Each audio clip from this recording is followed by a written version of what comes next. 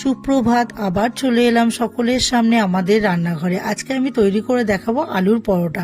এটি তৈরি করতে লাগবে ময়দা, সেদ্ধ করা আলু, সাদা তেল, নুন, হলুদ, স্বাদ মতো চিনি, চিলি ফ্লেক্স, তারপরে গোটা জিরে, তারপরে ভাজা মশলা, গোলমরিচের গুঁড়ো আর ছাতু, আর কসুরি মেথি। আর চাটনি করার জন্য টমেটো, রসুন, শুকনো লঙ্কা। প্রথমে চাটনিটাকে আমি ওটাকে মিক্সির বাটিতে পেস্ট করে কড়াইতে সর্ষের তেল ফোড়ন দিয়ে নুন, হলুদ, মিষ্টি দিয়ে ওটাকে নাড়িয়ে থকথকা করে নামিয়ে নেবো।